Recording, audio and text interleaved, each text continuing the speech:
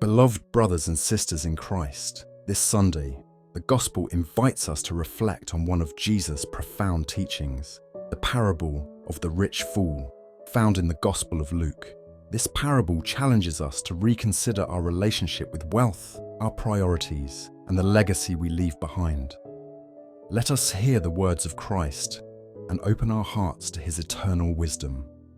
Luke 12:16, 21, the parable of the rich fool. Then he spoke a parable to them, saying, "The ground of a certain rich man yielded plentifully, and he thought within himself, saying, 'What shall I do, since I have no room to store my crops?' So he said, 'I will do this. I will pull down my barns and build greater, and there I will store all my crops and my goods. And I will say to my soul, Soul, you have many goods laid up for many years. Take your ease, eat, drink, and be merry.' But God said to him, 'Fool, this night your soul will be required of you. Then whose will those things be which you have provided? So is he who lays up treasure for himself and is not rich toward God.'" In this parable, Jesus presents us with a vivid image of a man consumed by his own wealth. The rich man's fields produced abundantly, a blessing from God. But instead of thanking God or sharing his abundance with others, he thought only of himself. He tore down his barns to build larger ones, storing all his goods for his personal comfort. "Take your ease," he said to his soul, "eat, drink, and be merry." But he forgot one critical truth. Life is fleeting. That very night, his soul was required of him. This parable speaks directly to us today. We live in a time when success is often measured by how much we own. Our bank accounts, homes, cars, or even followers on social media.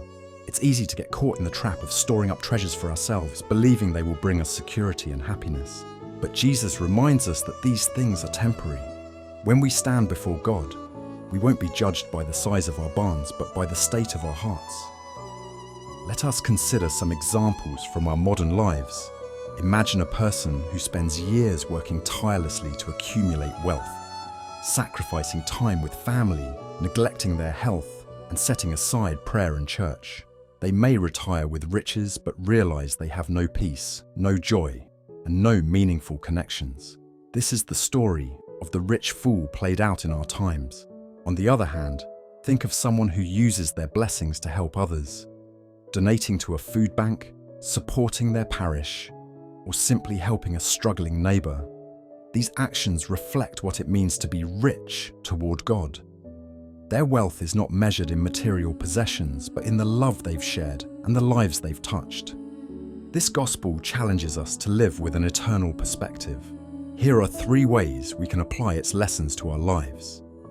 Begin each day by thanking God for the blessings you already have. Gratitude shifts our focus from what we lack to the abundance of God's provision. Look for opportunities to help others, whether it's through giving, volunteering, or simply listening to someone in need. These acts of love build spiritual wealth. Remember that your time on earth is limited. Invest in relationships with God, your family, and your community. These are the treasures that endure. In the end, God did not condemn the rich man for his wealth, but for his lack of faith and love. He stored up treasures for himself, but forgot to be rich toward God. Let us ask ourselves, what kind of treasure are we building? Are we filling our barns with possessions, or filling our souls with faith, hope, and love?